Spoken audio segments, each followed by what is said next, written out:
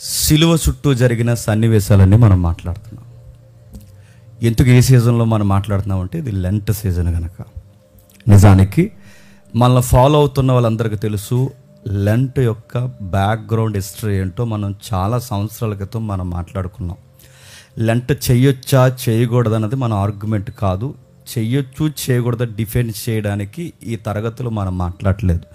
ఇప్పుడు మనం ధ్యానిస్తున్నది ప్రతి ఒక్క క్రైస్తవ విశ్వాసికి ఎంతో కొంత ఈ సీజన్లో సిలువను గూర్చిన అధ్యాయాలు ఎక్కువ చదువుతారు కనుక ఆ సిలువ చుట్టూ జరిగిన కొన్ని పాత్రలు ఎవరు ఏ విధంగా వ్యవహరించారన్నదే ఇప్పుడు మనం నోట్ చేస్తున్నాం, స్టడీ చేస్తున్నాం.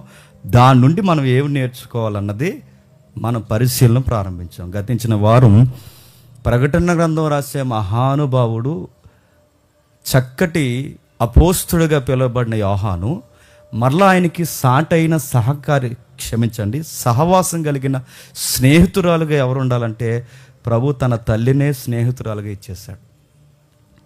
యోహాను ఎందుకు అక్కడికి వచ్చాడు? మిగిలిన వాళ్ళందరూ పరారైపోయినప్పుడు యోహాను మాత్రం ఎందుకు నిలబడ్డాడు? కనిన పేగు పెంచిన గుండె చూస్తూ ఉండలేదు కనుక నిలబడి, చిన్నప్పటి నుంచి బాధలు పడి పడి పడి పడి ఆ సిలువ ముందు నిలబడి అన్న ఒక్క పదంలో తన వెనకాల ఎంత రోదన ఉందో లాస్ట్ వీక్ మనం స్టడీ చేసాం. ఇవి రెండు పాత్రలు. ఈరోజు జడ్జిమెంట్ అట్మాస్ఫియర్లోకి మనం వెళ్ళబోతున్నాం. కొంచెం జాగ్రత్తగా వినండి. యేసుక్రీస్తు వారిని బాగా వినాలి. కొంచెం వెనక్కి వెళుతున్నాం. నిజానికి ఇవి సిస్టమేటిక్గా మనం ఫాలో అవ్వాలి. అంటే 1 by 1 ఆయన అరెస్ట్ దగ్గర నుంచి 1 by 1 ఏ పాత్ర ఎలా వ్యవహరించిందో సిస్టమేటిక్గా మనం మాట్లాడుకోవాలి. కాకపోతే లాస్ట్ ఇయర్ మనం ప్రారంభించినప్పుడు లెంట్ డేస్ అయిపోయినాయి, టైం సరిపోలేదు. ఇస్కరియోతు యోధాతో ఆగిపోయాం. ఎంతమంది గుర్తుంది? మళ్ళీ ఇప్పుడు ప్రారంభించాం. లాస్ట్ వీక్ మనకు అయింది, మళ్ళీ ఇప్పుడు మూడవది. కొంచెం జాగ్రత్తగా వినండి. అయినంత మాట్లాడుకుందాం. మళ్ళీ లెంట్ వచ్చినప్పుడు మిగిలిన పాత్రలు మనం మాట్లాడుకుందాం. చూద్దాం ఒకసారి ఏం జరుగుతుంది. మీకు తెలుసు నేపథ్యం, టైం తక్కువ ఉంది, నేను త్వరగా పరిగెడతాను, నన్ను ఫాలో అవ్వండి. యేసుప్రభు వారిని గెత్సెమనే వనంలో అరెస్ట్ చేశారు. కానీ ఎందుకో మత్తయి గారు కొన్ని భారభరితమైన పదాలు అక్కడ రాసుకొచ్చాడు. ఏమంటున్నాడు ఒకసారి చూద్దామా? మత్తయి సువార్త కొంచెం జాగ్రత్తగా వినండి. చాలా విచిత్రమైన సన్నివేశాలు యేసుప్రభు సిలువ చుట్టూ జరిగాయి. చూద్దాం ఒకసారి. మత్తయి సువార్త 26వ అధ్యాయం. మత్తయి సువార్త 26వ అధ్యాయం 55వ వచనం. ఆ గడియలోనే యేసు జన సమూహమును చూసి బందిపోటు దొంగ మీదకు వచ్చినట్లు కత్తులతోనూ గుదియలతోనూ నన్ను పట్టుకొని వచ్చితరా? నేను అనుదినము దేవాలయంలో కూర్చుండి బోధించుచున్నప్పుడు మీరు నన్ను పట్టుకొనలేదా? అయితే ప్రవక్తల లేఖనము నెరవేరినట్లు ఇదంతయు జరిగినని చెప్పను. అప్పుడు శిష్యులందరూ ఆయన విడిచి పారిపోయాను. కొంచెం ఒక గమనిక వినండి. యేసుప్రభు వారిని మెజారిటీ లీడర్స్ ఇష్టపడతారు ఈ ప్రపంచంలో. గాంధీ లాంటి వారు ఇష్టపడ్డారు, ఫ్రీడమ్ ఫైటర్ చాలామంది ఉన్నారు, వాళ్ళందరూ ఇష్టపడ్డారు. అక్కడ వరకు ఎందుకండి, మనకి వివేకానంద స్వామి గారు కూడా యేసుప్రభుని ఇష్టపడినాడు. దాన్ని యేసుప్రభుని ఇష్టపడడం పాయింట్ కాదండి. బైబిల్ అర్థమైనట్టు స్ట్రైక్ అవుద్ది. యేసుప్రభుని ఇష్టపడడం అనేది పాయింట్ కాదు. యేసుప్రభుని ఇష్టపడడం ఎక్కడో చెప్పినా, సిలువ మీద అక్షరాలు నా కొరకు చనిపోయాడని నువ్వు నమ్మాలి, అప్పుడు ఇష్టపడినట్టు. ఆయన బోధలు ఇష్టపడడం అంటే, బోధలు ఎవరైనా ఇష్టపడతారు. ఆయన కార్యాలు నిజంగా ఆశ్చర్యకరం అంటే అది ఎవడైనా స్టేట్మెంట్ ఇస్తాడు. అది కాదు పాయింట్. ఆయన బోధలు ఇష్టపడ్డాం, ఆయన మిరాకిల్స్ చూస్తాం, ఇవి మేము బిలీవ్ చేస్తున్నామంటే అది కాదు. నమ్మాల్సింది ఏంటో తెలుసా?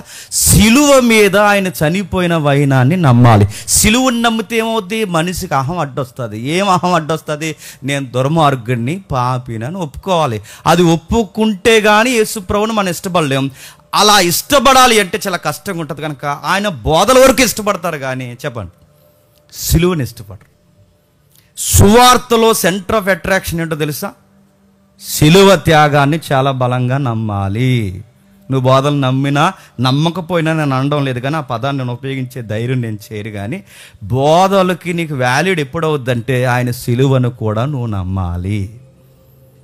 అలాంటి వైనాన్ని ఇప్పుడు మనం చదువుతున్నాం. ఏం జరుగుతుంది? అరెస్ట్ చేశారు. ఒక మాట అన్నాడు, అయ్యో ఎంతమంది వచ్చారు బందిపోటు మీద దొంగ మీదకి వచ్చినట్టు. బందిపోటు దొంగతో ఉన్న ప్రమాదం ఏంటి? వాడి కోసం కూడా ఆలోచిద్దాం. వీలైతే ఆ బరబ్బా కూడా ఉన్నాడు కదండి, వీలైతే ఆలోచిద్దాం. బందిపోటు దొంగలు ఏం చేస్తారు? కోడితే మూతుపళ్ళు పగిలిపోయేలా కొడతారు. వాళ్ళు వాళ్ళ ఫైట్ సీన్లు కానీ, వాళ్ళ వ్యవహారం కానీ, వాళ్ళ దారిదోపుళ్ళు కానీ, అదే మన చట్ట పరిభాషలో డెకాటిస్ అంటారు వాళ్ళు. అలాంటి వాళ్ళ కొట్లాటలకి చంపడానికి రెడీగా ఉంటారు.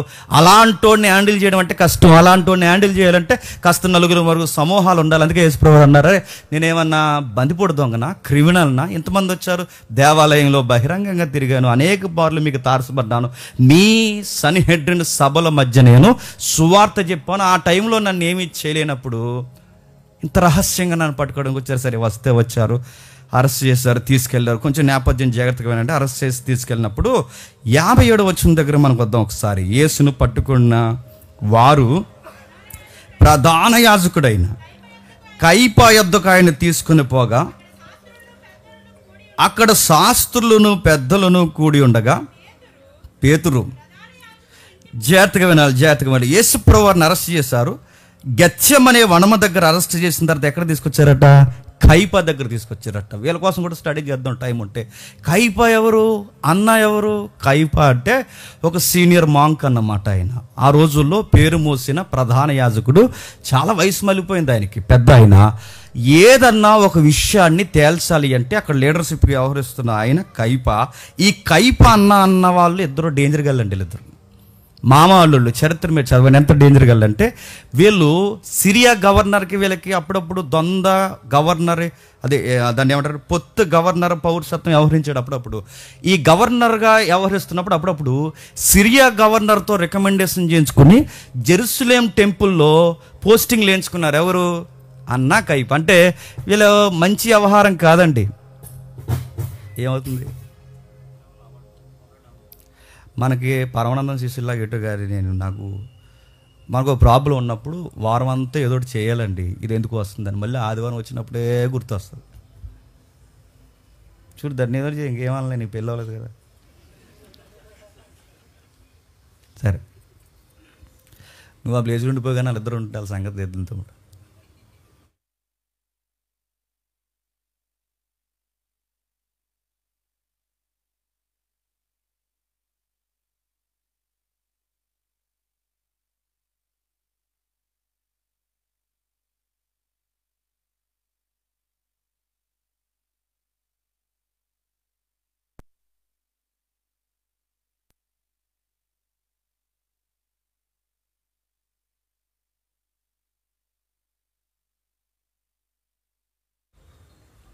అది దిలీప్ అన్నాడు. దిలీప్ చివరన్నాడా? పట్టుకెళ్ళిపోయారా? రైట్. అది ఖాళీగా ఉందా? తెచ్చేమండి, అది కూడా పెడదాం. సరే ఓకే. నీకు మధ్యలో ఏం ఆగదు కదా. ఒక్కో స్పీకర్కి ఒక రోగం ఉంటుందండి. నా రోగం ఏంటంటే నాకు డిస్టర్బెన్స్ ఉంటే చెప్పలేండి, నిజంగా చెప్పలేండి నేను. అందుకే కూర్చోండి, బయట ఎవరు ఉండకండి. ఇంకో విషయం చెప్తున్నాను, ఓపెన్గా చెప్తున్నాను. నేను లెసన్ చెప్తున్నప్పుడు అక్కడ ఇద్దరు మాట్లాడుకుని నేను డిస్టర్బెన్స్ అయిపోతున్నాను. అంటే నేనేమో తప్పు చెప్పేస్తున్నానా, లేకపోతే ఏమైనా ఇబ్బందిగా ఉందా, అలా అనిపించేస్తుంది. అందుకే ఏ డిస్టర్బెన్స్ చేయకండి. ఒక్కో స్పీకర్కి ఒక రోగం, మీ స్పీకర్కి రోగం ఉంది కాబట్టి కొంచెం నన్ను అర్థం చేసుకోండి, ఓకేనా? సరే ఓకే అంటే కూర్చోవాలి. సరే చూద్దాం.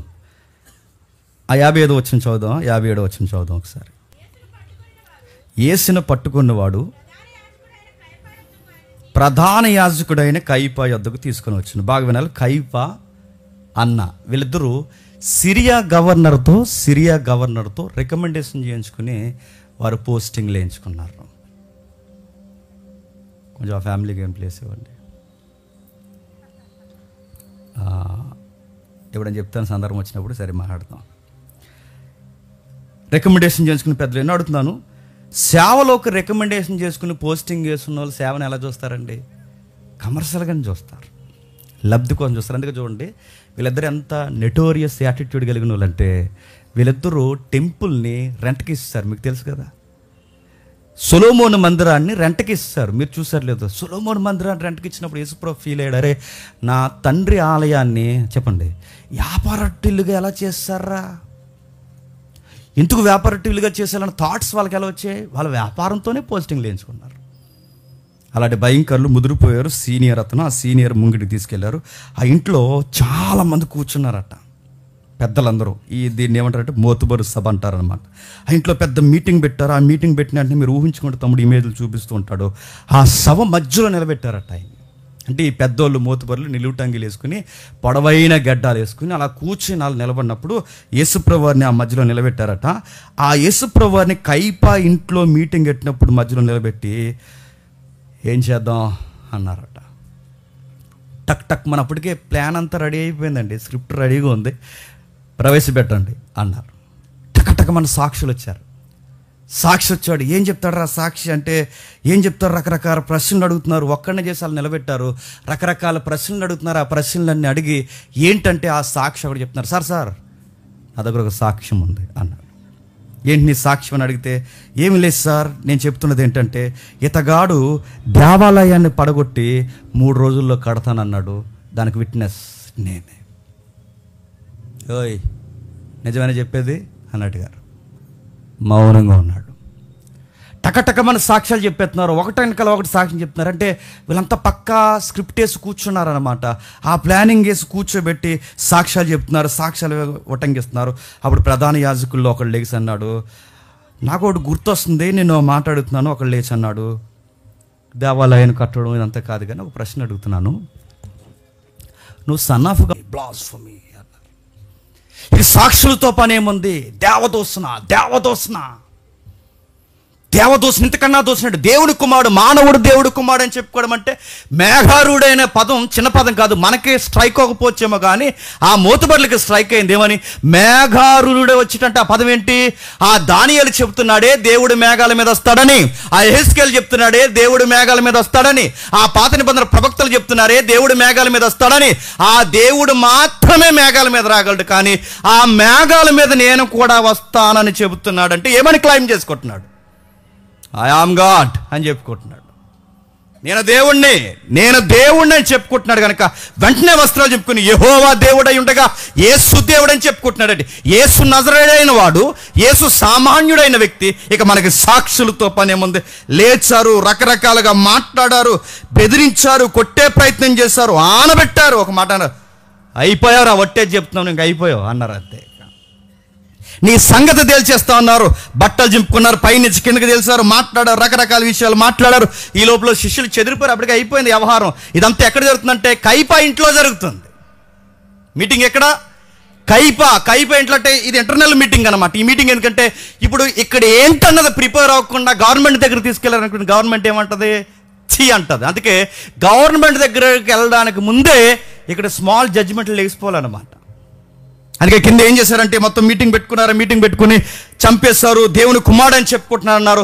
ఇప్పుడు వెళ్ళి ఆ పిలాతు ముందు నిలబడినప్పుడు అయ్యా ఆయన దేవుడు కుమారుడు అని చెప్పుకుంటున్నాడంటే అయితే అంటాడు. ఎందుకంటే వాళ్ళకి అది పెద్ద సీరియస్ పాయింట్ కాదు. వాళ్ళకి ప్రభుత్వం సీరియస్గా తీసుకోవాలంటే 2 విషయాల్లో సీరియస్గా తీసుకుంటుంది. యాంటీ గవర్నమెంట్ ఫామ్ చేస్తున్నాడని చెప్తే సీరియస్ అవుతుంది. ప్రభుత్వ వ్యతిరేక ప్రభుత్వాన్ని చీలుతున్నాడు అన్నప్పుడు యాంటీ అవుద్ది. మొత్తం రెడీ అయ్యారు, తీసుకెళ్లారు, అక్కడ నిలబెట్టారు. బాగా వినాలి. ఈరోజు మనం ఆలోచించబోతున్నది పిలాతు కొరకు. మర్చిపోకండి. ఎవరి కొరకు? పిలాతు కొరకు. మళ్ళీ అడుగుతున్నాను, ఈ పిలాతు దగ్గర తీసుకెళ్ళి ఏం జరుగుతుంది? 27వ అధ్యాయం. ఇదంతా ఒకటే టెక్స్ట్, జాతికి చదవండి. 27వ అధ్యాయం మొదటి వచనం. 27వ అధ్యాయం మొదటి వచనం. ఉదయం అయినప్పుడు ప్రధాన యాజకులు ప్రజల పెద్దరందరూ యేసుక్రీస్తు వారిని చంపవలనని ఆయనకు విరోధముగా ఆలోచన చేసినట్టు నైట్ అంతా ఇదే పనిలో ఉన్నారనమాట. విరోధముగా ఆలోచన చేసి ఉదయం అయినప్పుడు ప్రధాన యాజకులు ప్రజలందరూ యేసును చంపవలనని ఆయనకు విరోధముగా ఆలోచన చేసి, చంపేచ్చుగా, మరి చంపాలనుకున్నప్పుడు చంపేచ్చుగా, ఎందుకు చంపలేదు? చంపాలనుకున్నారు, చంపేయాలని ఫిక్స్ అయిపోయారు, మరి చంపేచ్చుగా, ఎందుకు చంపలేదంటే చంపారంటే ప్రభుత్వం వచ్చి అని చంపేద్ది, అందుకు చంపలేరు. చంపే రైట్స్ వీళ్ళకి లేవు. ఎవరికి లేవు? ఈ కింద యూదులు ఎవరైతే ఉన్నారో, యూదులను పైన పరిపాలిస్తున్నది ఎవరు? రోమన్స్ సెంట్రల్ గవర్నమెంట్ నుంచి వాళ్ళు పనిచేస్తున్నారు కనుక, రోమీలు పనిచేస్తున్నారు కనుక రోమీలు మాత్రమే ఒక వ్యక్తి ప్రాణాలు తీయగలరు తప్ప యూదులలో కానీ సామాన్యులకు కానీ ఎవరికి ప్రాణం తీసే రైట్ లేదు కనుక వీళ్ళు మీటింగ్ పెట్టుకుని ఆ మీటింగ్ని కేసు కట్టడానికి ఎక్కడ తీసుకెళ్లారు చెప్పండి? ప్రభుత్వం దగ్గర తీసుకెళ్లారు. ప్రభుత్వం మీద నిలబెట్టారు. అక్కడ జరుగుతుంది 2వ వచనం, ఆయనను బంధించి తీసుకొని పోయి అధిపతి అయిన పిలాతునకు అప్పగించెను. అధిపతి అయిన, బాగా కొంచెం ఆగదాం, ఇక్కడ హిస్టరీ ఉంది. అధిపతి అయిన పిలాతుకి అప్పగించెను. అధిపతి అయిన పిలాతు అంటే ఏంటి అసలు? బండ గుర్తుపెట్టుకోండి, ఈ మాటలు గుర్తుపెట్టుకుంటే కొన్ని కొన్ని వచనాలు మనకు అర్థమవుతాయి. ఈ పదాలు మనకు అర్థం కాకపోతే ఏ అధికారులు ఏంటో మనకు అర్థం కాదు, ఏ అధికారి ఏంటో మనకు అర్థం కాకపోతే అక్కడున్న ఆ యొక్క గ్రావిటీ ఉందో చూస్తారా, మన హార్ట్కి టచ్ అవుతుంది. ఏముంది అక్కడంటే అధిపతి పిలాతు, అధిపతి అయిన పిలాతు. మీరు ఎప్పుడు బండ గుర్తుపెట్టుకోండి. రోమా ప్రభుత్వానికి చక్రవర్తిని కైసర్ అంటారు. ఎవరు? కైసర్. కైసర్ అంటే ఆడే చక్రవర్తి రోమ ప్రభుత్వానికి. కైసర్ చక్రవర్తి అయితే కైసర్ కింద, చక్రవర్తి అనే వర్డ్ ఈక్వల్ వర్డ్ ఏంటి? కైసర్. ఈ కైసర్కి కింద పనిచేసేది ఎవరంటే పిలాతులు పనిచేస్తారు. నెక్స్ట్ ఏ రోజులు పనిచేస్తారు. ఇక కింద సహస్రాధిపతులు వీళ్ళు ఎవరైతే ఉన్నారో ఈ సైన్యాధిపతులు వీళ్ళు పనిచేస్తారు. అంటే ఇప్పుడు వీళ్ళ గవర్నర్ హోదానా అన్న పిలాతా అని మీరు నన్ను అడిగితే ఎస్, ఒక గవర్నర్ క్యాడర్లో ఉన్నాడన్నమాట. అంటే యూదులున్న ఏరియాకి గవర్నర్స్గా వ్యవహరిస్తున్నది. అటు పక్క మండల స్థాయిలో వ్యవహరిస్తున్న వ్యక్తి ఏమో ఏ రోజు మండల స్థాయిలో, జిల్లా స్థాయి లేదా రాష్ట్ర స్థాయిలో అధికారిగా వ్యవహరిస్తున్నదేమో ఎవరు? పిలాతు. అందుకే పిలాతు జడ్జిమెంట్ ఇమ్మన్నప్పుడు పిలాతు మళ్ళీ యేసుక్రీస్తు వారిని ఎవరి దగ్గరికి పంపుతాడు? ఏ రోజు దగ్గర పంపుతాడు. ఎందుకు? ఇది మండల స్థాయి విషయం కదా. ఇది మండల స్థాయి విషయాన్ని మీరు స్టేట్ వరకు ఎందుకు తీసుకొచ్చారు అంటే, లేదా మీరు జిల్లా స్థాయి వరకు ఎందుకు తీసుకొచ్చారు, రాష్ట్ర స్థాయి వరకు ఎందుకు? ముందు ఆ మండలంలో తేల్చండి అని అక్కడ పంపిస్తే ఆడేమన్నాడు, ఇది నా పరిధిలో ఉన్నా ఇది నేను తేల్చలేని గొడవని మళ్ళీ ఆడ చెప్పాడు. ఆడేం చేశాడంటే ఇది స్టేట్కి సంబంధించింది అన్నట్టు పైకి పంపించాడు. అంతే. మీరు చూసారా గవర్నమెంట్లు ఎలా ఉన్నాయో మనకు అర్థమైపోతుంది అక్కడ. సరే తీసుకొచ్చారు. కైసర్ కింద పనిచేస్తాడు. అయితే ఈయన గూర్చి బైబిల్ అలా చెప్పింది. ఈయన గూర్చి మనం చదువుతున్నప్పుడు నాకు అనిపించిందండి, మీకు అనిపిస్తే మీరు కూడా అనండి.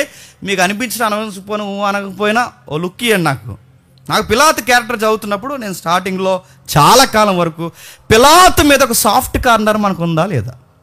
నాకు ఉందండి. నేను చదివినప్పుడు అరే మంచోడేరా, యేసు ప్రభు అందు చెప్పండి ఏ నేరం లేదన్నాడు రా, మంచోడేరా, చేతులు కడిగేసుకున్నాడు, ఈ నీతిమంతుడి జోలికి పోకూడదని చేతులు కడిగేసుకున్నాడు అన్న ఈ పాయింట్స్ చదువుతున్నప్పుడు ఆయన మీద ఒక సాఫ్ట్ వైబ్రేషన్ మనకు వచ్చిందా లేదా? ఎంతమందికి వచ్చింది? బాగా వినాలి. ఎంతమందికి? ఇంకా ఎలా అడుగుతున్నానని కొంతమంది చెయ్యెత్తలేదు, ఎందుకంటే తెలివితేటలు ఇది అలాగే కాదంటాడని. నాకు వచ్చింది, నిజంగా నాకు అనిపించింది పిలాతు మంచోడు అనిపించింది. కానీ మీరు హిస్టరీ చదవండి. పిలాతు అంటే ఎవరైతే ఇక్కడ పిలాతు ఉన్నాడో ఆ పిలాతు చరిత్ర మీరు చదవండి. పిలాతు చాలా నెటోరియస్ యాటిట్యూడ్ కలిగి ఉన్నాడు. స్ట్రాంగ్ లీడర్ అండి ఆయన. మీరు గమనించండి, హిస్టరీని చదవండి. పిలాతు యొక్క చరిత్రను చదువుతుంటే చాలా చాలా రుద్రుడైన లీడర్ ఆయన. కోపం ఎక్కువ, దేనికి సై అంటే సై అంటాడు అంతే, ఇంకా దేనికి తగ్గడనమాట. అలా అంటోడు. అక్కడ వరకు ఎందుకు చరిత్ర చదువుతుంటే ఎన్నోసార్లు యూదుల ఆచారాలకి వ్యతిరేకమైన చట్టాలు చేసి వంట ఉండాలి లేకపోతే పండ్రా అన్నంత పొగరగలిగినోడు ఎవరు చెప్పండి? పిలాతు. అసలు సహించడు అన్నమాట. అరే యూదులకు అనేక మార్లు వ్యతిరేకంగా చట్టాలు చేశాడు. యూదులను అనేక సార్లు కొట్టాడు. యూదులను అనేక సార్లు ఇబ్బందులకు గురి చేశాడు. ఎదురొచ్చినోడిని సిలువకు కూడా అప్పగించాడు. ఎందుకంటే ఆ రైట్స్ ఎవరికి ఉన్నాయండి? పిలాతుకున్నాయి. నచ్చిన జడ్జిమెంట్లు ఇవ్వచ్చు, నచ్చినట్టు వ్యవహరించవచ్చు. ఇలాంటి లీడర్షిప్ ఆయనకు ఉంది కనుక ఆయన చాలా స్ట్రాంగ్ లీడర్. ఇక్కడే బైబిల్ని అనుమానించారు బయట చరిత్రకారులు. కొంచెం బాగా వింటున్నారు అనుకుంటున్నాను నేను. బైబిల్ని, ఈయన క్యారెక్టర్ని చూసే బయటోళ్ళు బైబిల్ చదివినప్పుడు బైబిల్ని అనుమానించారు. ఎందుకు అనుమానించారు అంటే, అరే ఇంత భయంకరమైన పిలాతుని సాఫ్ట్ కార్నర్లో బైబిల్ ఎందుకు ప్రజెంటేషన్ చేస్తుంది అంటే, బైబిల్ని కిట్టించేశారా, మంచోడన్నట్టుగా రాస్తున్నారేంటి అని డౌట్ వచ్చింది. ఎవరి మీద? బైబిల్ రచనల మీద.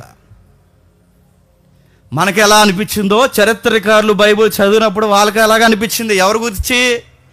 పిలాతు గురించి. సాఫ్ట్గా నడుతూ బయట చదువుతుంటే ఒకలాగా కనబడుతున్నాడు, బైబిల్లో చదువుతుంటే ఒకలాగా కనబడుతున్నాడు. బయటేమో ఆడు ప్రమాదకరమైన వాడు, జాలి లేనట్టు కనబడుతున్నాడు. లోపలేమో కొంచెం జాలి హృదయం కలిగి యేసు ప్రభువు అందు ఏ నేరము లేదని అన్నట్టుగా అలాంటి స్టేట్మెంట్లు చదువుతుంటే మనకి ఏమనిపిస్తుందండి?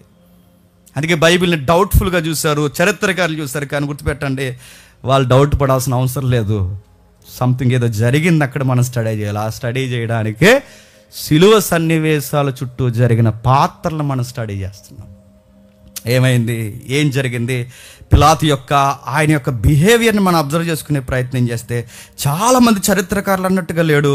అక్కడ జాగ్రత్త చూస్తే ఆ రోజుల్లో పస్కా జరుగుతుంది. ఏం జరుగుతుంది?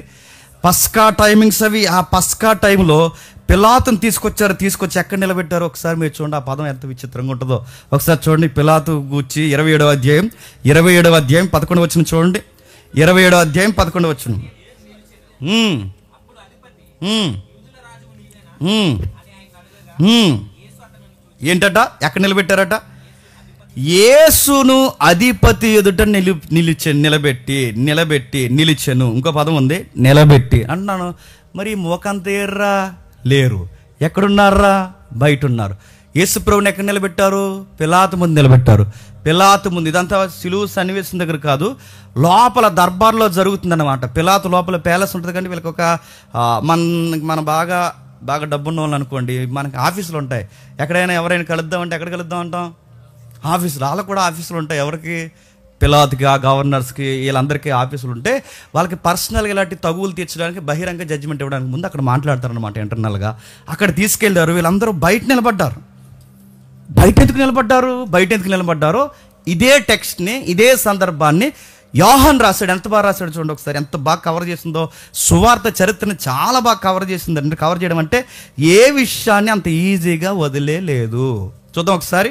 యోహాను సువార్త 18వ అధ్యాయం 28వ వచనం. యోహాను సువార్త 18వ అధ్యాయం 28వ వచనం. బయట ఉన్నవారి వద్దకు వచ్చి అంటే ఇప్పుడు అందరు ఎక్కడ ఉన్నారు చెప్పండి? బయట ఉన్నారు. యేసుప్రభు ఎక్కడ ఉన్నాడు చెప్పండి? లోపల ఉన్నాడు. వీళ్ళందరూ ఎక్కడ ఉన్నారండి? బయట ఉన్నారు. బయట ఉన్నవారి వద్దకు, లోనకి. బయట అంటే ఎవరు బయటికి లోపల తిరుగుతున్నారండి? నిజానికి ఎవరు తిరగాలండి? చెప్పండి.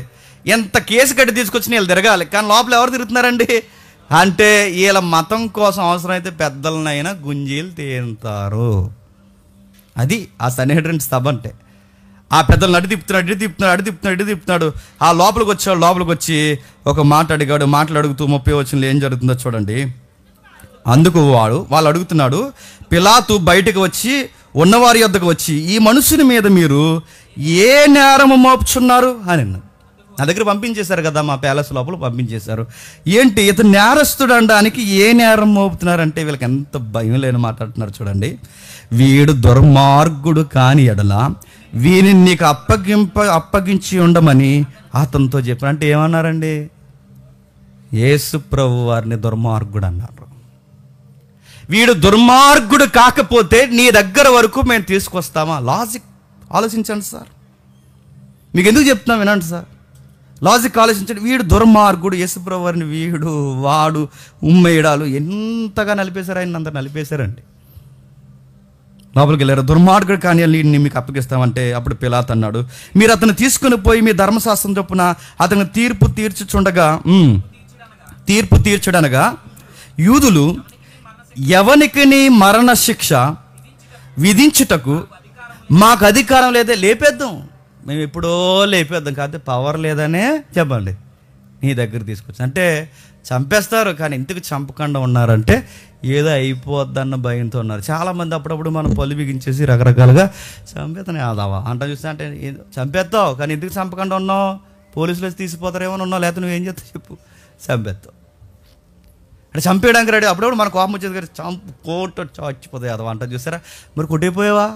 ఎందుకు ఆపేసుకున్నావు? సెక్షన్లు గుర్తొచ్చినాయి ఇడికి. గమనించండి. చంపుతారంటే చంపేద్దరు వాళ్ళు ఎందుకు ఆగిపోయారంటే కేసు అవుతుందేమో ఆగిపోయారు, ప్రమాదం జరుగుతుందేమో ఆగిపోయారు. సరే మీ ధర్మశాస్త్రం ప్రకారం చేయండి అంటే, అసలు సార్ ధర్మశాస్త్ర సంబంధంగా మేము తేల్చేయాలనుకుంటే తేల్చేద్దాం, మళ్ళీ మీ గవర్నమెంట్ తలపోటు ఎంక్వైరీలు ఇవన్నీ మాకు ప్రాబ్లం వచ్చి అందుకే మీ దగ్గరికి తీసుకొచ్చాం. అయినా ఒక మాట అంటున్నాను సార్, ఎంత నేరస్తులు కాకపోతే మీ దగ్గరికి తీసుకొస్తాను సార్ అని అన్నారు. ఏం చెప్పుంటారంటే ఇక్కడ లేదండి ఆ మాట. ఏం చెప్పుంటారు చెప్పిన దాని కొనసాగింపు ఏం చెప్పారంటే ఇక్కడ లేదు. మళ్ళీ ఇక్కడ ఏం చెప్పారు ఎక్కడని చెప్పిన లూకా గారు కవర్ చేశారు దాన్ని. ఎక్కడ? లూకా సువార్త 23వ అధ్యాయం. లూకా సువార్త 23వ అధ్యాయం. త్వరగా ముగించుకుందాం. లూకా సువార్త 23వ అధ్యాయం మొదటి 2-3 వచనాలు చూడండి.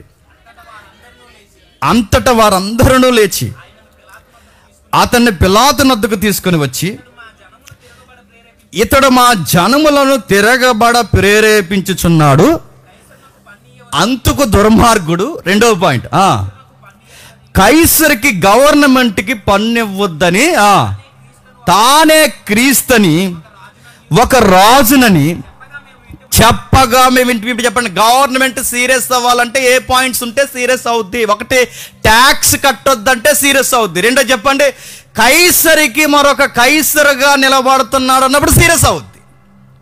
మా ధర్మశాస్త్రం ప్రకారం ఇతడు దేవుడు కుమారుడు మేఘాల మీద వస్తున్నారంటే దేవుడిని నమ్మనోడికి ఎలా అనిపిస్తుందండి? అరే మేఘాల మీద రాకపోతే మేఘాలు తగ్గిపోయి వద్దరు, మాకు ఎందుకు ఈ గొడవలని అంటారనరా? మనకి సీరియస్, వాళ్ళకి మతాన్ని నమ్ముతున్నారు కనుక, పెద్దలమైన మనకు సీరియస్ పాయింట్ బైబిల్ నమ్ముతున్నాం కనుక. అది అలా సీరియస్ పాయింట్ కాదు, ఎందుకంటే వాళ్ళు బైబిల్ నమ్ముడు. మేఘాల మీద కాకపోతే నడుసు వస్తాడు రా, లేదా గాల్లో వస్తాడు, దీనికోసం చంపేస్తారా అని అడుగుతారు. ఆ పాయింట్ చెప్తే ఆయన చంపరని, వాళ్ళు ఎంత తెలివైన వాళ్ళు చూడండి. ఆ పాయింట్ చెప్తే చంపరని. ఏ పాయింట్ చెప్తున్నారు తెలుసా? గవర్నమెంట్కి వ్యతిరేకతను.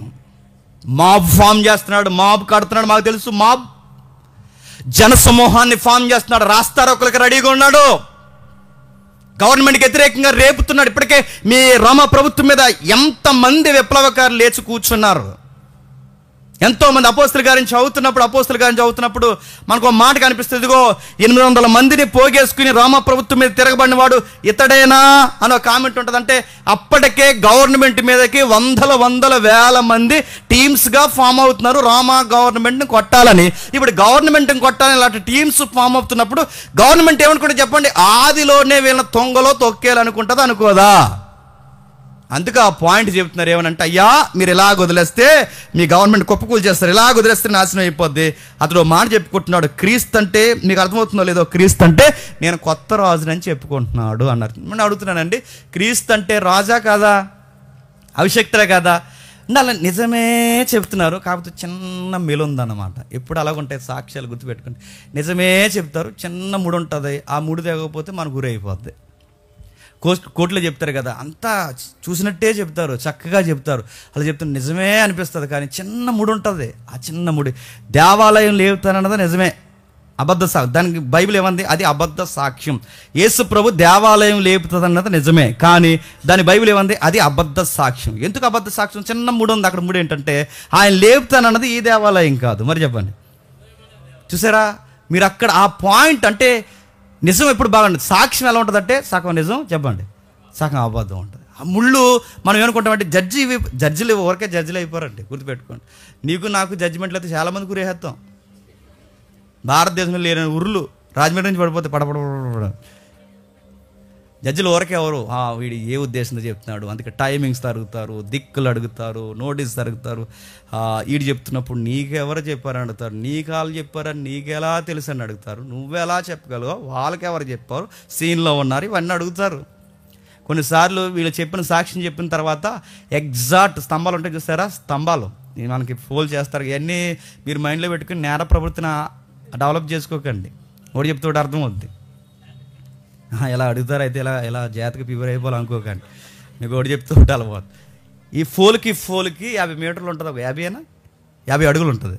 ఫోల్కి కరెంట్ ఫోల్ ఉంటుంది, 50 అడుగులు ఉంటుంది.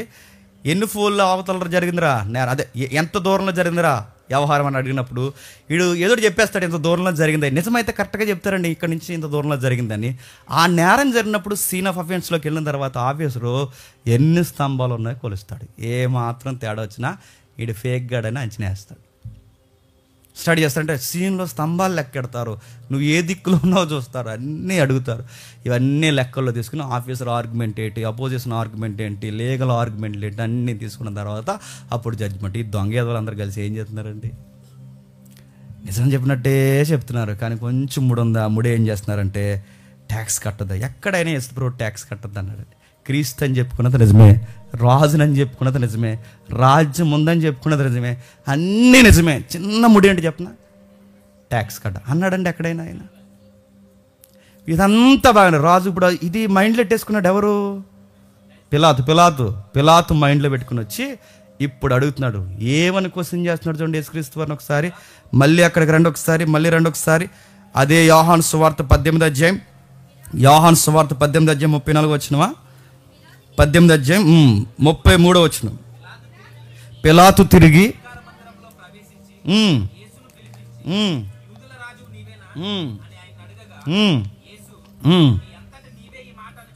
నీ అంతట నీవే ఈ మాట అనుచున్నావా, ఇతరు నా గూర్చి నీతో చెప్పురా. ఏమని అడిగాడండి? నువ్వు రాజువా అని అడిగి. ఎందుకు అడిగి ఉంటాడు చెప్పండి, ఇప్పుడు మీకు అర్థమైపోతే. ముఖ్యాంశాలు మళ్ళీ చెప్పమంటారా?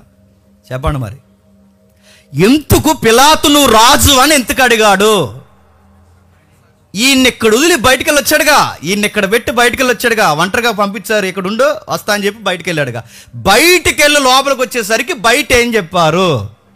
కింగ్ అని చెప్పుకుంటున్నాడు సార్, ట్యాక్స్ వద్దంటున్నాడు సార్, ఆడు మాపు ఫామ్ చేస్తున్నాడు సార్, దుర్మార్గుడు సార్, గవర్నమెంట్ని చక్కగా చూసే మీ ఉత్తమ గవర్నమెంట్ని మాకు లేకుండా చేసేలా ఉన్నాడు సార్ అని ఇదంతా ఎక్కించేశారు. ఎవరికి?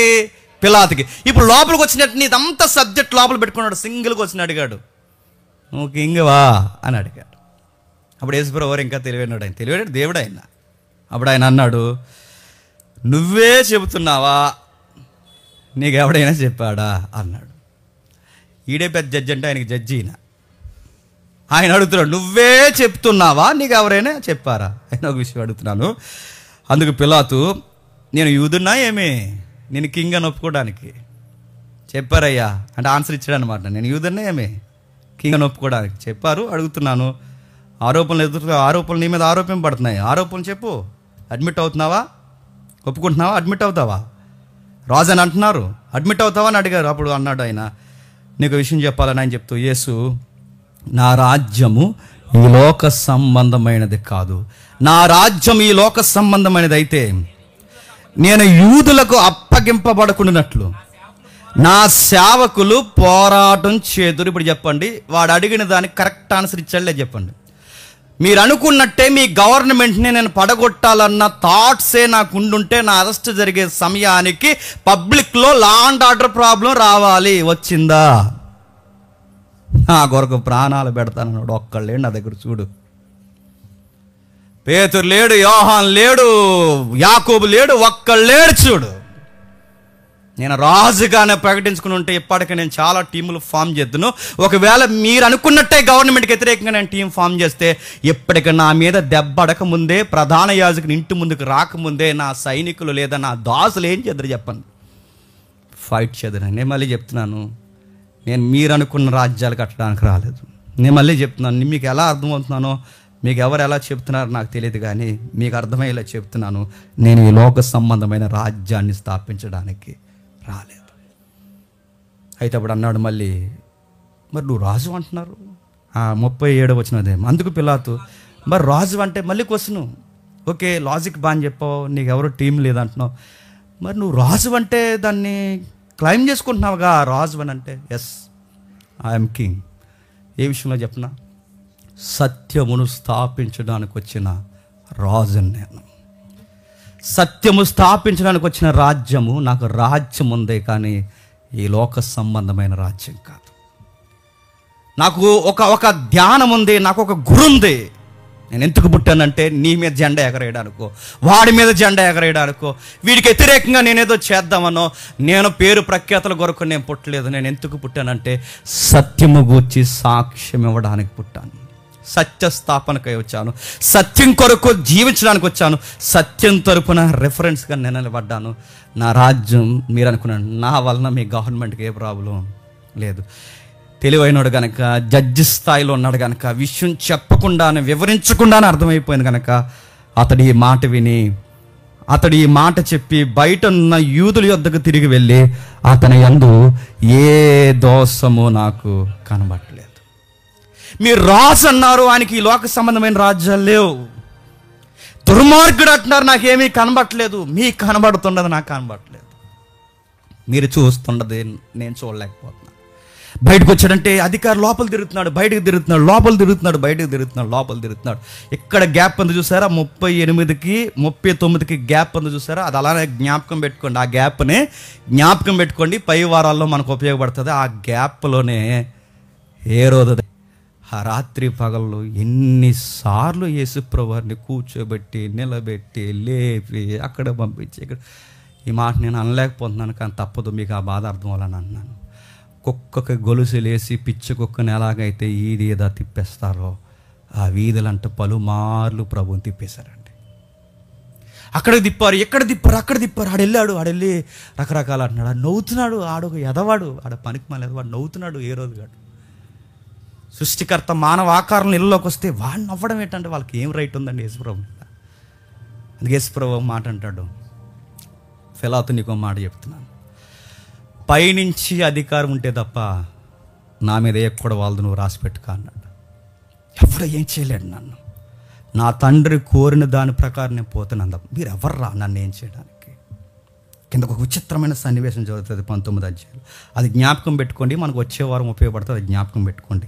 19వ అధ్యాయం. ఆయనను కొరడాలతో కొట్టించను, సైనికులు ముండ్లతో కిరీటము. మీరు ఒకసారి ఇమేజినేషన్ చేసుకోండి. ఒకసారి మీరు ఆ వ్యూలోకి రండి. అప్పటికి 5 సార్లు జడ్జిమెంట్ జరిగిపోయిందండి. 5 సార్లు. ఎన్నిసార్లు?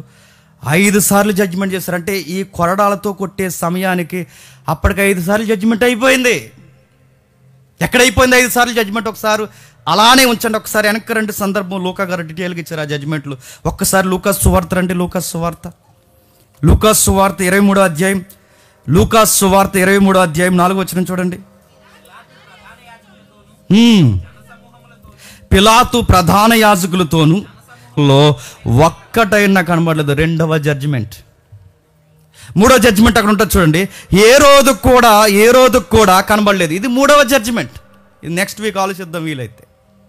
అప్పటికి ఎన్ని జడ్జిమెంట్లు అయిపోయినాయండి. ఈయన నేరస్తుడు కాదు, ఈ నేరాలు ఏవి ప్రూవ్ చేయబడవు. ఇవన్నీ ఆరోపింపబడిన ఆర్గ్యుమెంట్లు మాత్రమే, ఏవి నిజాలు కాదని అప్పటికే 3 సార్లు జడ్జిమెంట్ ఇచ్చారు. మరలా జడ్జిమెంట్ ఇస్తున్నారు చూడండి 3 సార్లు. ఇక్కడ మరలా 22వ వచనంలో 3వ మారు అతడు ఎందుకు ఇతడు ఏ దుష్కార్యము చేసినని అతని యందు మరణానికి తగినది ఏ నేరం కనబడి అప్పటికి 4 జడ్జిమెంట్లు అయిపోయినాయండి. అప్పటికి ఇంకో పై వచ్చిన మీరు చూడండి, ఏ రోజు దగ్గరికి వెళ్ళేసరికి ఒక జడ్జిమెంట్ అయిపోయిందండి. సుమారు 5 సార్లు ఏమని జడ్జిమెంట్ వచ్చింది చెప్పండి? ఈయన యందు ఏ తప్పు లేనోడిని అన్యాయంగా కొరడాలతో కొట్టడానికి పంపించేశారు. ఇప్పుడు చెప్పండి, ఎవడండి పిలాతు మంచోడు అన్నది? ఎవడండి సిలువ త్యాగంలో పిలాతుకి సంబంధం లేదన్నది? ఎవడండి ఈ క్రైమ్ స్టోరీలో వాడు అక్యూజ్డ్ కాదన్నది? ఎవరు చెప్పండి? ఇది పిలాతుకి ఏ సంబంధం లేదని ఎలా అనగలరు? నువ్వు అనేక సార్లు యూదుల చట్టాలను ఎదిరించి నిలబడ్డావే, అప్పుడు నిలబడినప్పుడు ఇప్పుడు ఎందుకు నిలబడలేకపోయావు? అనేక సార్లు నీకు నచ్చిన జడ్జిమెంట్లు యూదులకు వ్యతిరేకంగా ఇచ్చావు, ఇప్పుడు ఎందుకు ఇవ్వలేకపోతున్నావు? మీ ఆవిడ చెప్పింది ఇంట్లో ఆ నీతిమంతుని జోలికి పోవద్దని. నీకు ఇన్ని తెలిసినా నువ్వెందుకు అప్పగించావు? నీకు నచ్చినట్టు చేసుకుంటాను. ఎంత రెక్లెస్ అండి. పిలాతుని చూస్తే ఎవరెవరు కనబడుతున్నారనేది నాకు తెలియదు, కానీ పిలాతులో మన లక్షణాలన్నీ కనబడతాయి. మీరు జాగ్రత్తగా చూడండి. పిలాతులో మన లక్షణాలన్నీ కనబడతాయి. తీసుకొచ్చారు 19వ అధ్యాయంలో. చూద్దాం ఒకసారి 19వ అధ్యాయంలో ఏం జరుగుతుందో చూడడం ముగించేద్దాం. 19వ అధ్యాయంలో మొదటి వచనం నుండి, యోహాను సువార్త 19వ అధ్యాయం మొదటి వచనం నుండి. అప్పుడు పిలాతు యేసును పట్టుకుని ఆయనను కొరడాలతో కొట్టించెను, సైనికులు ముండ్లతో కిరీటము అల్లి. ఒకసారి మీరు ఊహించుకోండి, కామన్గా చదివేస్తున్న పదాలేమో వారు కొరడాలతో కొట్టారంటే చరిత్ర చెబుతుంది ఆ కొరడాలతో కొడుతున్నప్పుడు చాలా దారుణంగా ఉంటుంది. ఆ కొరడాలతో కొడుతున్న ఆ బాధని మనం భరించలేము, ఆ కొరడాలని మనం ఊహించలేము, ఆ కొరడాలని మనం కనీసం అర్థం చేసుకోవడానికి చాలా కష్టంగా ఉంటుంది. ఎందుకంటే మీకు వచ్చిన స్ట్రైక్ అవ్వాలి. యెషయా గ్రంథం తీయొద్దు. 53వ అధ్యాయం చదువుతున్నప్పుడు ఆయనకు స్వరూపమైనను సొగసైనను లేదన్న వచనం ఎందుకు రాశారు చెప్పిన ప్రవక్త?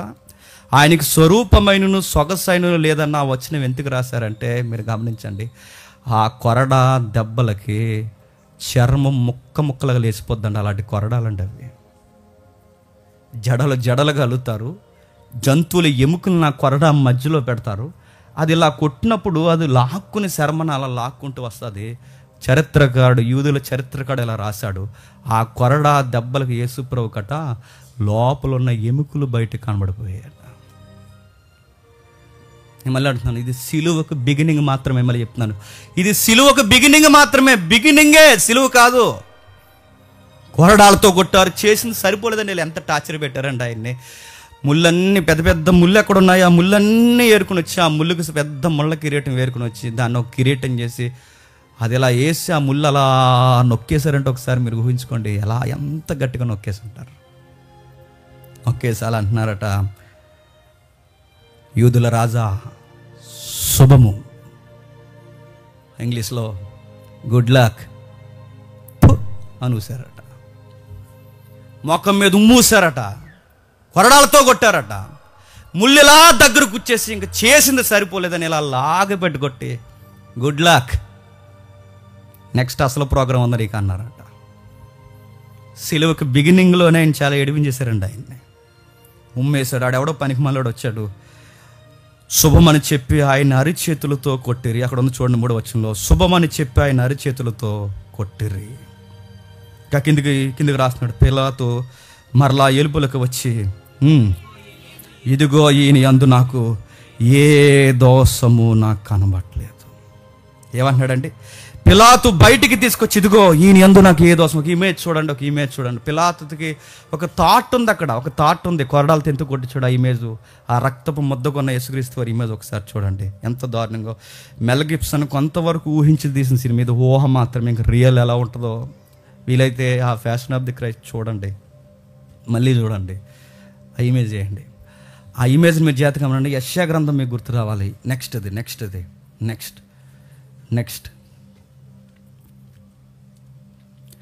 అదిగో చూడండి, రక్తపు ముద్ద అయిపోయాడండి. యెషయా గ్రంథంలో రాసింది అదేనండి. సొగసైనను స్వరూపమైన లేదు, ఆయన అపేక్షించడానికి అంత అట్రాక్షన్ పర్సన్గా లేడు. అది ఏదో పైన ఒక చిన్న వస్త్రం ఉంచారు ఆయన మానాన్ని అడ్డెట్టుకోవడానికి. ఆ గోని బట్ట కట్టారు, ముండ్ల కిరీటం పెట్టారు, చేతులు కట్టారు, తీసుకొచ్చారు, నిలబెట్టి ఇలా అంటున్నారు, ప్రభుని చూపిస్తూ, ఇతనంతా నాకు ఏ నేరం లేదన్నారు. ఏం చెప్పారు చెప్పండి? వాళ్ళకి సరిపోలేదు ఆ బాధలకి. ఇంత చేసిన వాళ్ళు ఏమన్నా చెప్పనా? రక్తపు ముద్దగా చూపించిన తర్వాత పిలాతు ఫీలింగ్ ఇది. ఏమన్నాడంటే, ఇంత ఎలా చూసైనా సరే జాలి పడతారేమో అనుకున్నారంటే, ఇలా చూసి సరే ఇంక మా కోపం తీరిపోయింది, ఇక వదిలేయండి, ఇక్కడి నుంచి మాకు అవసరం లేదని అంటారు అనుకున్నాడు పిలాతు. ఇంత జరిగే కూడా ఏమన్నారు తెలుసా? మాకు సరిపోదు, మాకు ఆ దెబ్బలు సరిపోవు, మాకు ఇవేమి సరిపోవు, మాకు ఇంకా ఆ లోపల మాకు అలా పగుండిపోయింది. ఆ పగ ఏంటంటే సిలువేము. సిలువకు బిగినింగ్లోనే ఎంత నలిపేశారో చూడండి.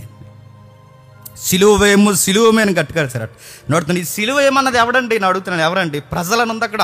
ఎవరా ప్రజలు? రొట్టెలు తిన్నోళ్ళు. ఎవరా ప్రజలు? స్వస్థతలు పొందినోళ్ళు. ఎవడండి ఆయన దుర్మార్గుడు అంటున్నది? ఆయన చేతి నీళ్ళు, మా చేతి నీళ్ళు తాగిన వాళ్ళు. ఎవరండి ఆయన అంతగా ఏడిపిస్తున్నది చెప్పండి? జాలి, దయ. పిలాతు అనుకున్నాడు ఇలా చూసైనా క్షమించేస్తారేమో అనుకున్నాడు, కానీ వాళ్ళు అన్నారు చావాల్సిందే, ఆ మనిషి ప్రాణం పోతే కానీ మాకు మనశ్శాంతి ఉండదు. పిలాతు ఏమి చేయలేకప్పుడు అన్నాడు, ప్రశ్నలు అడిగాడు. లోపలికి వెళ్ళి 27వ అధ్యాయంలో మళ్ళీ అడుగుతున్నాడు, మళ్ళీ మాట్లాడుతున్నాడు. ఎన్నిసార్లు చెప్పిన ఆయన మౌనం వహిస్తున్నాడు. ఒక మాట అన్నాడు. ఏమంటున్నాడు చూడండి. ముళ్ళ కిరీటం ఓదరంగ వస్త్రంలో ధరించిన వాడే యేసు నిలుపులకు రాగా పిలాతు, ఇదిగో ఈ మనుష్యుడు అని వారితో చెప్పను. ప్రధాన యాజకులు బంట్రోతులు ఆయనను చూసి సిలువ వేయమని కేకలేసరి. ఆ మత్తయి సువార్తలో ఉంది, సిలువ వేయమని అరిసింది. ప్రజలు అరిశారు. ఆశ్చర్యకరమైన సంగతి చెప్పిన, బైబిల్లో రాయబడిన మాట, వారి కేకలే చెప్పండి గెలిచేయండి. ఒరే 5 సార్లు నిర్దోషని జడ్జిమెంట్ వచ్చింది. 5 సార్లు నిర్దోషని జడ్జిమెంట్ వచ్చినా చివరికి ఏం గెలిచాయి చెప్పండి? ఆ నోరే గెలిచింది, ఆ కేకలే గెలిచాయి, చంపిస్తారు. మనకు రాయబడిన మరో పదం ఏంటో చెప్పిన, ఆ రోజు పిలాతు అడుగుతున్నాడు, నువ్వు రాజువా అని. ఎస్, నేను రాజునే. ఈరోజు నేను అడుగుతున్నాను, యేసు ప్రభు రాజే, రాజుగా నువ్వు స్వీకరించగలవా? ఎస్, నా లైఫ్లో ఆయన కింగ్ అని నువ్వు ఆహ్వానించగలవా? నా కింగ్ కొరకు నేను అన్నీ మానుకోగలను నువ్వు అనగలవా? అనలేమాను. ఎందుకు చెప్పనా? మన దృష్టిలో, మన హృదయంలో యేసు ప్రభు రాజు కదా. ఎవరు రాజు చెప్పండి? మనకు మనమే రాజులు, మనకు మనమే ప్రధానమంత్రులు, మనకు మనమే. ఎందుకంటే ఆయన రాజుగా ఒప్పుకుంటే నువ్వు ప్రతి దినం నువ్వు సిలువేసుకోవాలి. యేసు ప్రభుని వెంబడిస్తాను అంటున్నావు, కానీ నీకు అన్ని పిలాతు లక్షణాలే. పిలాతు అన్నాడు, నువ్వు రాజువా అని అడిగాడు. ఎస్, నేను రాజుని. మరో ప్రశ్న అడిగాడు, నిన్నో మాట అడగాలి, నాకు విడిపించే అవకాశం ఉంది, నువ్వు ఒప్పుకుంటే నేను విడిపిస్తాను. నిన్నో ప్రశ్న అడుగుతున్నాను, నేను విడిపిస్తాను, నాతో మాట్లాడవా అన్నాడు. మాట్లాడిన కానీ ఒక మాట చెప్తాను, నా తండ్రి పర్మిషన్ ఇస్తే తప్ప ఎవడో నన్ను ఏం చేయలేవు, నువ్వు కూడా ఏం చేయలేవు. నీకు ఇదే నేను చెప్తాను, ఎందుకన్నా నేను ఎక్కువ మాట్లాడను. మీరు చేయాలనుకున్నది త్వరగా చేసేయండి, త్వరగా చేసేయండి. చేయాలనుకుంటే త్వరగా చేసేయండి. పిలాతుని అడిగింది నేను ముగించేస్తున్నాను త్వరగా. పిలాతు ఎన్ని ప్రశ్నలు అడిగాడు తెలుసా? సత్యం అంటే ఏంటని అడిగాడు. పిలాతు ఏమడిగాడు తెలుసా? నువ్వు రాజువా అని అడిగాడు. పిలాతు ఏమన్నాడు తెలుసా? నాకు పవర్ ఉందో తెలుసా అని అడిగాడు. 3 ప్రశ్నలు అడిగాడు. ఆ 3 ప్రశ్నల్లో నువ్వు నేను కనబడతాం. మీరు చూడండి, నువ్వు రాజువా అని అడిగాడు. అతగాడికి రాజు అని తెలియదు, నీకు యేసుప్రభు రాజు అని తెలుసు. అయినా నువ్వు ఆయన ఎక్కడ నిలబెడతావు చెప్పు? నీ గుమ్మం బయట, నీ హృదయం వెలుపులే నిలబెడతావు. అడిగాడు ఏమని తెలుసా? సత్యం అంటే అని అడిగాడు. 38వ వచనంలో సత్యం అంటే అని అడిగాడు. మీరు గమనించండి, సత్యం అంటే అని అడిగాడు. సత్యం తెలుసుకునే ప్రయత్నం చేశాడా? ఈరోజు నేను అడుగుతున్నాను, సత్యం వినబడుతున్నాను అడుగుతున్నాను, సత్యం వినాలన్న మనసు, నేర్చుకోవాలన్న మనసు నీకుందా? నువ్వు పిలాతు గడువు కాదా చెప్పు? వాడు సత్యం అంటే జస్ట్ క్వశ్చన్ రేజ్ చేసి వెళ్ళిపోయాడు. ఈరోజు నీకు సత్యం వినబడుతున్నప్పుడు ఆ సత్యం వెలకోరుతుంది, నువ్వు ఇవ్వగలవా?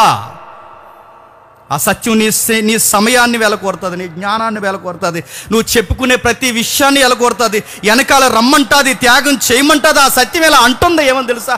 సత్యము అంటే అడిగిన వాడికి ప్రతి ఒక్కటి చెప్తుంది. సత్యం ఏమని చెప్పిందంటే నువ్వు పాపివి అని చెప్తుంది. ఆ సత్యం చెబుతున్నది ఒప్పుకుంటావా? నీ స్వనీతి వలన నీకు నీతి లేదని సత్యం చెప్తుంది, ఒప్పుకుంటావా? నువ్వు నిలబడగలవా? ఆశీర్వాదకరంగా ఉండగలవా? నీ నీతిని, నీ కొరకు, దేవుడి కొరకు, ఇదిగో నువ్వు ఇలా ఉండాలి, నీ పరుగు, నీ ఆకలి, నీ కోరిక, నీ దాహం, చివరికి నువ్వు మరణించే మరణం కూడా ఇదిగో దేవుడి కొరకని సత్యం కోరుతుంది. ఆ సత్యం నువ్వు వినగలవా? పిలాతుగాడు సత్యం అంటే ఏంటని ఎలాగైతే అడిగేసి పక్కకు పోయాడని అడుగుతున్నాను. ఈరోజు సత్యం కొరకు నువ్వు సమయాన్ని కేటాయించగలవా? సత్యం కొరకు నీ ధనాన్ని కేటాయించగలవా? సత్యం కొరకు నీ నాలెడ్జ్ని పెట్టుబడిగా పెట్టగలవా? సత్యం కొరకు నీ ప్రాణాన్ని తృణప్రాయంగించగలవా? సత్యం కొరకు నీ కుటుంబాన్ని, బంధాన్ని పక్కన పెట్టి రాగలవా? సత్యం కొరకు నువ్వు దేవుని కొరకు చనిపోగలవా? ఏంటి సత్యం అంటే? సత్యం అంటే ఇది. దీనిని స్వీకరించాలంటే మరి చెప్తున్నాను, దమ్ముండాలి. సత్యాన్ని స్వీకరించాలి. దమ్ము పిలాతుగాడికి లేదు. ఆ దమ్ము పిలాతుగాడికే కాదు, ఈరోజు చాలా మందికి లేదు. సత్యం స్వీకరించాలంటే దమ్ము ఉండాలి. ఏం దమ్ము ఉండాలి? నీ టైం ఇచ్చే సత్యానికి ఇవ్వగలవా? నీ నాలెడ్జ్ ఇచ్చే ఇవ్వగలవా? నీ లైఫ్ ఇచ్చే సత్యానికి ఇవ్వగలవా? నువ్వు ఇవ్వలేవు. పిలాతుగాడు అడిగేసి ఎలాగైతే పక్కకు పోయాడో నువ్వు కూడా సత్యాన్ని ఎలా నేర్చుకున్నావు తెలుసా? 2 రెళ్ళు 4 అని నేర్చుకున్నావు. ఎవరికి కావాలి 2 రెళ్ళు 4 అని నేర్చుకుంటే? వెల కావాలి, వెల వెల వెల. సత్యం వెల కోరుతుంది. రా, నీ సంపాదన అంతా ఇచ్చి నా కొరకు రా, నా కొరకు మరణించడానికి రా. సామెత గ్రంథంలో ఉంది. సత్యం ఏం కోరుతుందంటే నీ టైం, నాలెడ్జ్ అన్నిటినీ కోరుతుంది. అది పిలాతు అది ఇవ్వలేడు, పిలాతు అది చేయలేడు, పిలాతు వల్ల కాదు, పిలాతుకి అది జరగదు. పిలాతు అన్నిటినీ సాక్రిఫైస్ చేసి దేవుడి దగ్గరికి రాలేడు.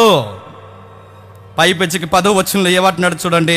పిలాతు అంటున్నాడు, నువ్వు నాతో మాట్లాడవా, నువ్వు నాతో మాట్లాడవా? జాగ్రత్త గమనించండి, 3 సార్లు నా నా నా అంటాడు చూడండి. నాతో మాట్లాడవా, నాతో మాట్లాడ 3 సార్లు అంటాడు చూడండి. పిలాతు నాతో మాట్లాడవా, నిన్ను విడుదల చేయటకు నాకు అధికారం కలదు, నిన్ను సిలువ వేయటకు నాకు అధికారం కలదు. నా నా నా సత్యం ఏంటో చెప్పిన ఆ నాయే సావాలంటది.